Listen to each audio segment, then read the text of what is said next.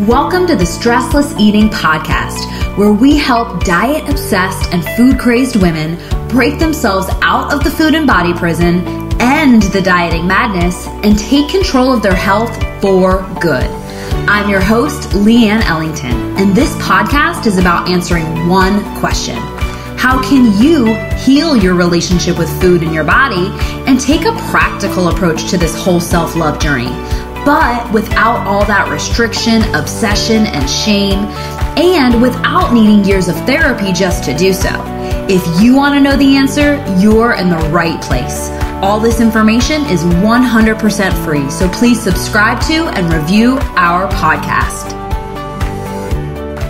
Hello and welcome back. We are here for the final episode of our Stressless Eating live podcast, where we are going through the Stressless Eating Virtual Book Club. Just super stoked to have you all here joining us and following along. If you haven't gotten it yet, StresslessEatingBook.com is where you can get the free download of the digital version of Stressless Eating. And, on our very first episode, we talked about, because first, before we can talk about the solution, we've got to get really clear on what the problem actually is. And if you think that you have a food problem or a weight problem or a self-sabotaging problem, that is actually going to be chasing the wrong thing, because those are actually just symptoms, right? Those are symptoms of a bigger problem that's going up in, really higher up in your mind, your brain, your self-image, your identity, all of it, right?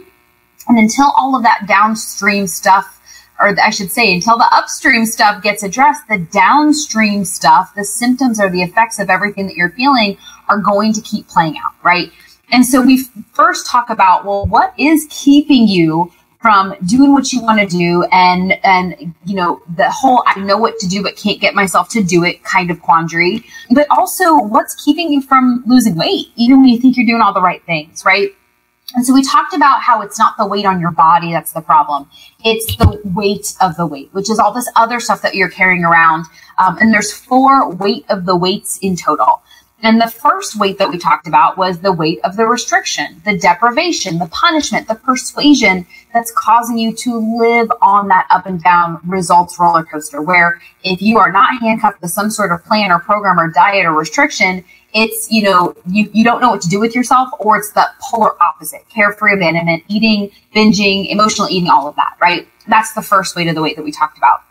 Then we went on to the second weight of the weight, which is the shame, the blame, the guilt, the comparisonitis, the perfectionism that lives within our self-image and our self-talk. And if we don't address it, we will continue to bring it with us, and we will still feel the way that we're feeling now, even if we do go lose the weight, right?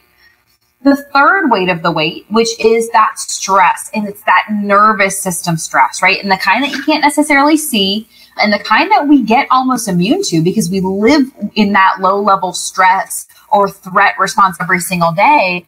But it's the physical, the mental, the emotional, the social, the spiritual stress, which if we don't address it, it actually triggers our deepest ingrained habits. As in, you're not a self-sabotager, you're not weak-willed, your brain has been wired to create that mechanism. And until you unwire it and rewire it, it will keep playing out because you can't out-strategize that and you can't out-diet that, right? Next, we talked about waiting for the weight, which is, this idea that like when I lose the weight, then I'll be happy. When I lose the weight, then I'll be free. Maybe it's like when I lose the weight, then I'll deal with the emotional struggles that I'm having, right? Whatever you're waiting for the weight is, you're waiting for the weight to do what you want to do, be who you want to be, feel how you really want to feel. And that's the way that you can feel right now, but you're waiting on the weight to go live your life and you feel like you're missing out on your life, right? And we all have our own version of that. And then we started moving into the solution side of things. Now that we're clear on okay, what's the real problem, right? Because it wasn't this other stuff that we think it is, right? Because if it was, we would all just eat less and move more and move on with our day. But there's something broken about that equation, or it's not the full picture, I should say, right? So we started moving on to how do we actually address this from the root? Well, the first step is to heal your relationship with food. And to a lot of women, this is a foreign concept because it's wait a minute, all I've ever known is that food has this language of there's good foods, bad foods, or carbs are good or bad, or sugar is good or bad, or fat is good or bad, or I'm, afraid of calories. And it's this whole language, this whole paradigm that we've been kind of indoctrinated into, that until we address the language and learn a new language. And like I talked about in that video, there's so many women out there that are like, Leanne, I don't even know what that would sound like. I have always thought this way about food. And that's why you have to really, again, look at it like you're learning a new language, learning a new paradigm, right? But not how to count, not how to measure, how to be around food. Because here's the thing. Food's not one of those things that you can just abstain from. It'd be easy if I was like, okay, I'm just never going to eat again, so I don't have to worry about it, right? It's not like alcohol. It's not like cigarettes. It's not like drugs where you can just abstain for the rest of your life and choose that, right? Food is a part of our lives, and I want it to be a part of your life. It's a place of connection. It's a way that we show love. It's the way that we experience pleasure, right? Food is awesome. But if we have this like controlling, restrictive, really disordered relationship with it, doesn't matter what you weigh, you are going to bring that with you into your life. And again, it's a losing game. It's no way to live. And even the most willpower driven women can't stay that way for very long. So part of it is you have to learn this new paradigm and this new language around food. But the first awareness is like, wow, I have a disordered relationship with food and I want to heal it. And I'm not willing to live like this anymore. First, it's kind of acknowledging that we have a problem, right? Then we moved into this idea of healing your relationship with your body. And I shared some kind of behind the scenes of what that looked like for me and what it looks like for my clients. But we talked about things like healing your relationship with the scale and healing your relationship with the mirror. And maybe if you're living in pain, whether it's chronic pain, whether it's unexplained pain, whether it's just chronic inflammation, maybe you keep injuring yourself over and over, we end up having this kind of weird relationship with pain that we've got to heal that as well. Because we think, again, it becomes part of our identity of like, oh my gosh, there's something weak or broken about me. At least that's what it was for me. And then we talked about this idea of like, what would it look like if you were no longer at war with your body? What if your body wasn't the enemy?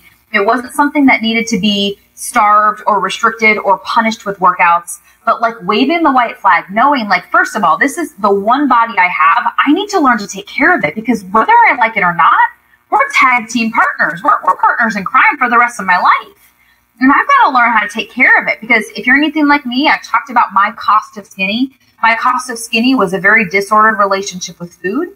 It was a very dysmorphic relationship with my body, and it was major spine surgery. I had major spine surgery at a very young age because I was so focused on being lean and fit and skinny or whatever words I was using that I wasn't paying attention to my body screaming at me to stop because I was trying to out-exercise my food struggles, right? Because part of it was I never knew that I didn't have to be at war with my body, that my body wasn't this burden, this stress, this worry that I had to just live with and endure, that I could actually learn how to take care of it once and for all and have that relationship with my body grow and evolve as I do. And it's not always butterflies and roses every single day, but part of it is just acknowledging like, no, I am so done judging myself and shaming myself and punishing my body and harming my body, the things that we do to ourselves for the like sake of weight loss, right? Or for like what we think is going to achieve weight loss. I truly believe that if you're listening to this right now, you're probably facing your own cost of skinny too, where you are not outright not taking care of your body in favor of losing weight or fat, right? Not to mention all of the shame, the blame, the guilt, the comparisonitis, and our self-talk that comes alongside our body, which brings us perfectly into the next chapter that we talked about, which is how to heal your relationship with yourself, right? And part of it is, we talked about this idea of the self-image where, even if you lose a bunch of weight, your self-image, if you've been talking to yourself, thinking a certain way about yourself, believing certain beliefs about yourself for a very long time, that doesn't just magically go away. You have to address it, right? And the way that you see yourself every single day, your self-image, right? The goggles that you're seeing yourself through, that is how your life is playing out. So in your relationships, in your work, in your relationship with food, in your relationship with your body, everywhere you go, there you are, right? And so again, you cannot outsmart or out willpower or out diet your self-image. You will always end up right back in alignment with your self-image. And again, this is the thing that women look at last. They're like, hey, I'm just going to go back on another diet, lose some more weight. That'll fix this. And then I'll address all that emotional stuff later. And it never gets addressed. And that's why I'm here to say, healing your relationship with food, healing your relationship with your body, and healing your relationship with yourself have got to be the first steps if you want to get off that up, down, all or nothing roller coaster and stop obsessing and stressing and second guessing yourself about food and about your weight. And that's really why I wrote this book, right? And so that brings us to the culminating, we're going to talk about chapters 8 and 9. And really, chapter 8 is really just about making sure that you are able to get the help that you need and getting somebody to support you and not doing it alone. And then chapter 9, we're going to just sum up how to really heal, how to help yourself heal. Okay. So the reason I want to talk about chapter 8 first is because, so many women, I can't even tell you how many women I talk to when they try to address this on their own. Right. And if you've spent years trying to heal this on your own and address it on your own, that is the big problem. And it hasn't worked, I should say. This is why, right? Because you have to get the support that you need. This isn't something that you can heal on your own. And if you could have, you would have. And I'm one of those people too. Like, I used to pride myself in no, I should be smart enough. Like, I'm successful in so many areas of my life. Like, why is this the one area I can't help? I should be able to do this on my own. I've spent so much time. I could write my own book on dieting. I could write my own book on exercising.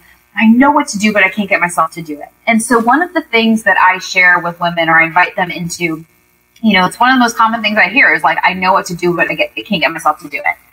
And what I say to that is this. Are you open to the possibility? Just try this on. I'm not telling you to take my word for it, but are you open to the possibility that it's not a case if I know what to do, I can't get myself to do it? It's actually a case that you don't know what to do. And here's what I mean. Because again, if you knew what to do, you'd be doing it. What if you learned what I learned? What if you learned this short-term, eat less, move more, broken equation that, like we talked about, even the most willpower-driven, successful, accomplished woman could not sustain. It's not sustainable, right? But it's also this short-term equation where it's this short-term weight loss at the long-term cost of your health and the long-term cost of your happiness and the long-term cost of your weight loss, because it's this up, down, gain some, lose some, gain some, lose some cycle, right? So what if you don't know what to do? What if you learned what I learned, which is this short-term eat less, move more equation that's a broken model that will never work? But you never actually learned what it would take to have a healthy relationship with food and long-term sustainable weight loss where you lose it once and you have it forever rather than being on this cycle forever. And again, I get it. I say this all the time. It's not as sexy as lose 30 pounds in 30 days like the world's trying to promise you, right? But again, it's the conversations that have never been had and the conversations that need to be had. So what if you don't know what to do? What if what your solution is, it's in your blind spot? And I'm here to say it is in your blind spot because again, you cannot see what you cannot see. You need an outside perspective, but also because there's so much shame that comes alongside this struggle. There is so much shame about food and feeling out of control of it. There's so much shame alongside our body. There's so much shame about how we're feeling emotionally. If we're feeling oh my gosh, I have every reason in the world to be happy. Why am I not happy? Right? I have every reason in the world to succeed. Why am I not feeling like a success? I have everything I need to actually combat this and address it. Why am I not able to do that, right? There's so much shame. And then we have shame about our shame. Once we discover that we have shame because we think I should be stronger than this. I shouldn't be ashamed of myself. I shouldn't be beating myself up like that. So there's so much shame. So what happens is on top of us not knowing what we actually need, because again, if we could heal it on our own, we would. But shame keeps us from talking about it. It keeps us from asking for help. It keeps us thinking that we're weak if we need help. And what if that was a belief? What if you asking for help was strength? What if acknowledging hey, I can't do this on my own and I don't want to do this on my own? What if that was you being brave and having courage and asking for help, right? Flipping the script. Because what's worse? Feeling like you're weak for asking for help or living in this food and body and shame prison for the rest of your life, right? And that's where I'm here to say you do not have to do it alone because again, the answer's in your blind spot. And so whatever you are currently, if you are thinking about, right now we're recording this in December. So everybody's thoughts are on the new year, right? But this message is year-round truth. But like, if you're thinking about like, okay, I'm just going to go on the next diet and the next diet and the next diet. If the last time you went back to Weight Watchers, or the last time you tried keto, or the last time you went back on Optavia or whatever it is, didn't work and got you back to where you are right now, that's where I invite you to take a radically different approach this time. One where you actually go upstream and heal what is causing the downstream struggle. Overeating, dieting, compensating, all of that. It is a downstream effect of something else that's going on in your relationship with food, your relationship with yourself, and your relationship with your body. And until you address that, you are going to be living in the prison that you're in right now. And that is one of those things that, again, you cannot get out on your own, or else you would have. And I've seen so many women try. And so a great mentor, a guide, a coach, they are going to meet you where you are, without judgment, make you feel safe to just share what's actually going on. Because again, this is one of the most deep held secrets for a lot of people. A lot of women, it's like their dirty little secret nobody knows. And they're going to actually walk you through this, hold your hand out of it, but giving you a system that's going to work. A system that's individualized to you, because you are not a cookie cutter. You can't have a one-size-fits-all approach to this. Your brain, your nervous system, your emotional pathways are completely different. And everything needs to be bio-individual to your unique perspective, circumstances, and brain and body, all of it, right? And so, a good mentor is going to give you a paradigm for healing the struggle. No more Band-Aids, no more short-term fixes. And so I feel really called to also address this idea of, a lot of women come to me and they've done therapy for years to not address it. And they've tried, I've had a lot of women who've gone to Overeaters Anonymous before they come to me. I've had a lot of women who have done inpatient or outpatient for eating disorders, disordered eating before they've come to me. I've had a lot of people who have just, spent tens of thousands of dollars on coaches to not fix the issue before they come to me. And here's again, but if I could go back in time, because I was actually that person, I went to therapy, hired coaches, and I never really got the help that I needed.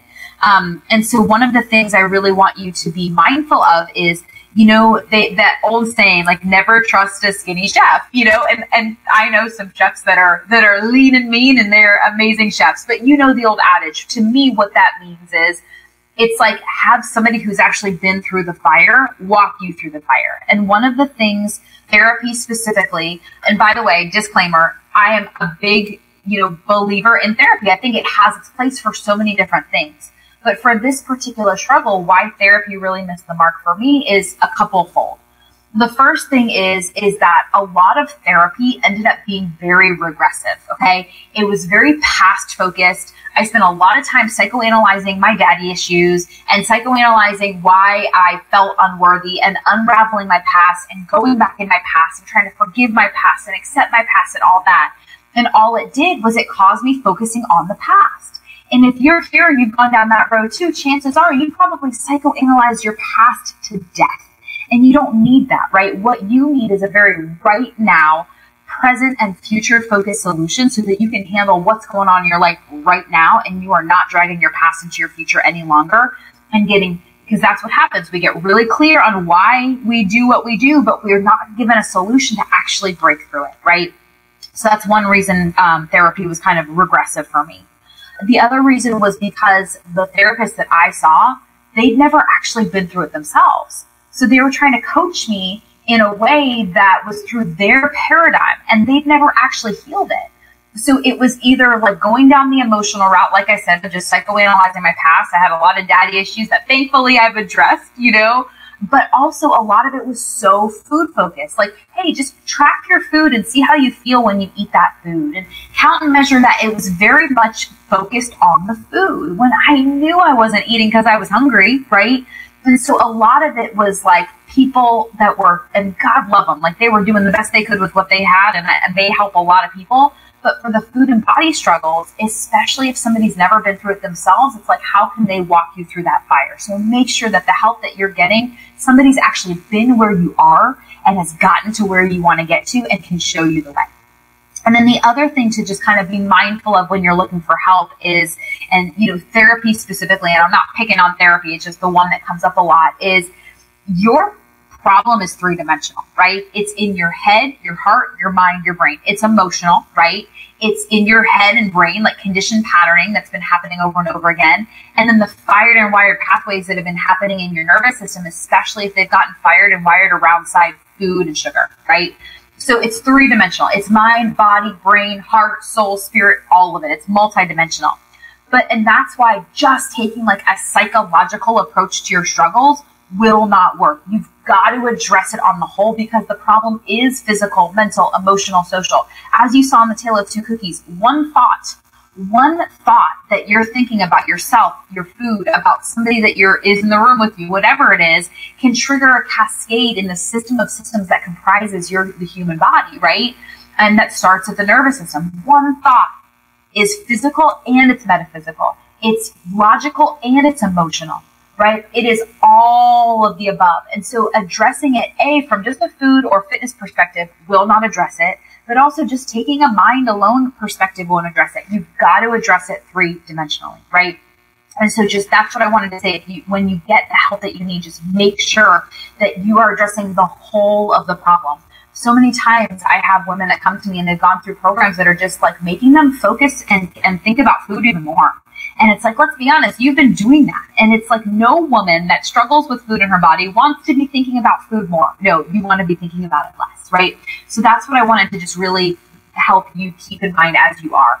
But bottom line, what I really wanted to just invite you into is this possibility that you are not weak for needing help. In fact, with this specific struggle, you need help, right? You can't do it on your own. And part of it is acknowledging like, hey, I have a really big problem and I am not willing to live like this anymore. And I need support. I need help. And acknowledging that, no, that is not weak. That is actually courageous and powerful, right? Not to mention leveraging somebody else's expertise. Like, we're all amazing at something, right? And if this is not your jurisdiction, right? If this is not your area of expertise, like go leverage somebody else's expertise so you could shortcut it and figure this out in months rather than dragging it out for years. Okay. So that's really what I wanted to say about that, about getting the help that you need, getting a shortcut and not having to handle this on your own. Because again, if you could have, you would have. And I mean that with so much love. Okay. And then wanted to just kind of finish this out by just kind of wrapping it all together, bringing it all. So if I were to kind of bottom line how to help yourself heal, I would probably put it into 3 different categories, okay?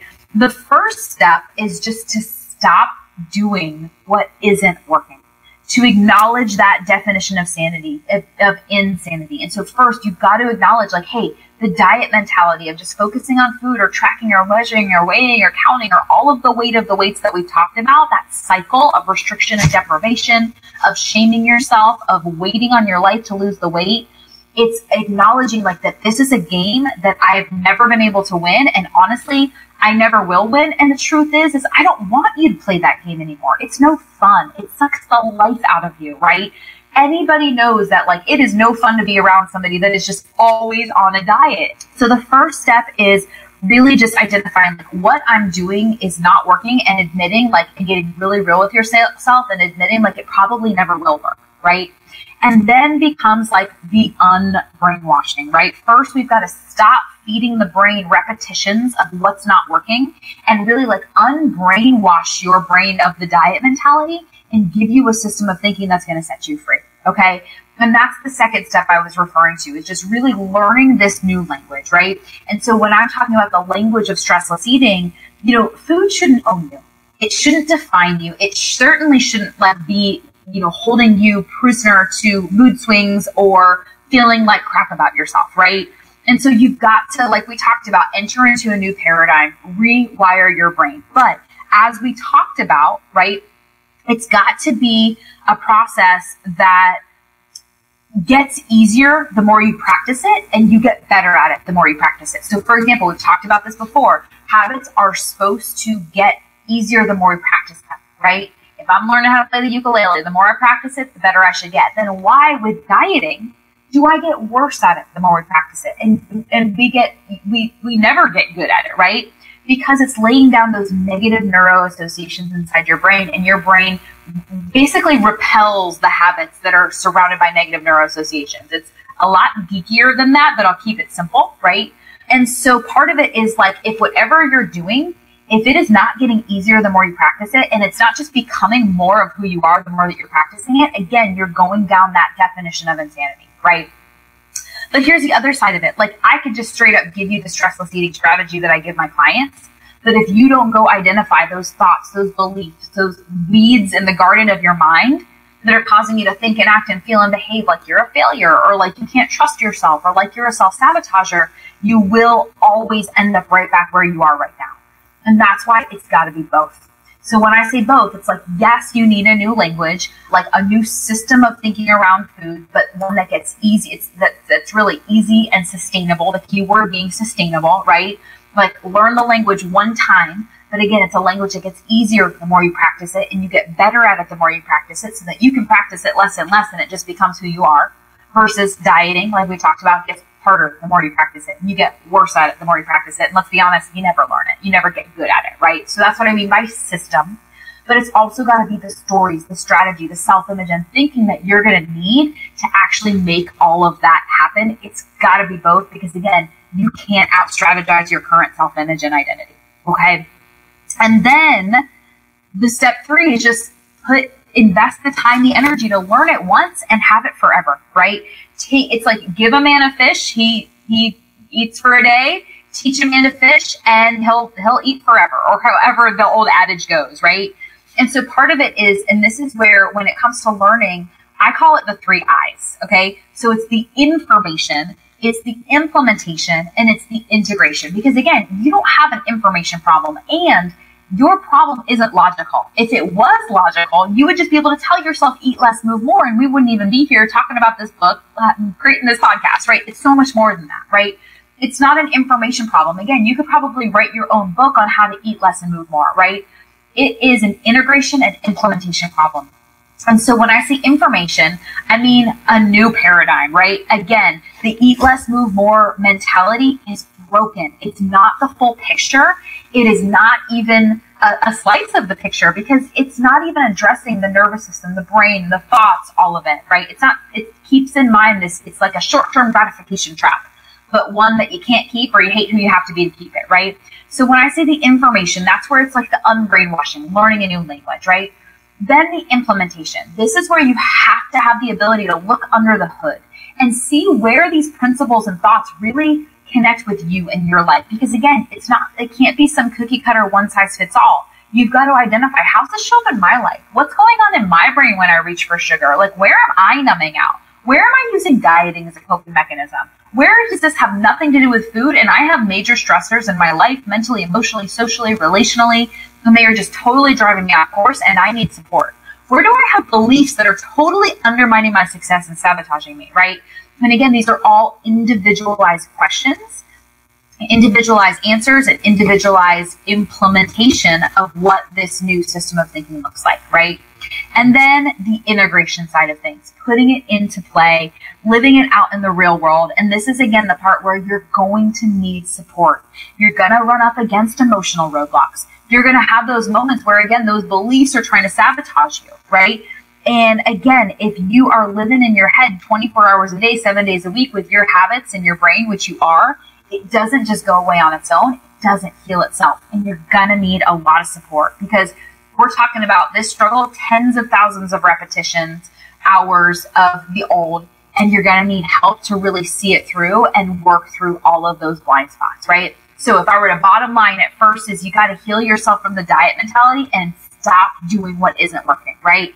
To do that, you've got to learn a new language and a new paradigm around food. I call it stressless eating, but whatever you do, I just implore you to go get your brain rewired around food. Learn a language, but one that gets easier the more you do it, and you get better at it the more you do it. And then the third step is just make sure that you're doing it in a way where you learn it one time and you have it forever, so that it becomes who you are and you're not dealing with this anymore. Okay? That is what I wanted to share with you to kind of round out our book club. Thank you so much for being here. StresslessEatingBook.com, StresslessEatingScore.com. If there's any way I can support you, please reach out. I'm here. This is why this book club is even here, because these messages, again, when I was going through, when I was in the thick of my struggles, people were throwing more diets and, really fit trainers were telling me to work out harder, and really thin nutritionists were telling me the importance of quinoa, but nobody was able to address my emotional struggles. And I knew it wasn't a food and fitness problem, because once you figure out this other stuff up in your mind, your brain, your head, your heart, all the other stuff just kind of falls into place, right? But it doesn't work the other way around. You can't just go try to get the other stuff to fall in place by addressing food and fitness. It doesn't work that way. And that's why I'm here, and that's why I'm so purposeful and passionate about sharing these messages here with you today. So thank you so much. This is the end of our Stressless Eating Virtual Book Club. This is Leanne Ellington signing out. Bye. Thanks for tuning into today's show.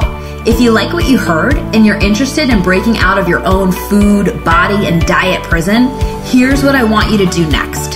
Head on over to stresslesseating.com. That's stresslesseating.com. And sign up to watch the Stressless Eating webinar, where I'll walk you through the exact 5-step game plan my female clients use to conquer emotional eating, self-sabotage, and finally heal themselves from the restrictive all-or-nothing diet mentality for good. But without obsessing or spending years in therapy to address it. I've laid it all out there for you in 5 easy steps. Remember, healing your relationship with food and your body does not happen by itself. You need expert guidance to make it happen, and we've helped clients all over the world take back their power from the food and find true and lasting freedom while enjoying life and warm chocolate chip cookies along the way. To see if we can help you do the same, head on over to stresslesseating.com. I'm Leanne Ellington, and I'll see you next time.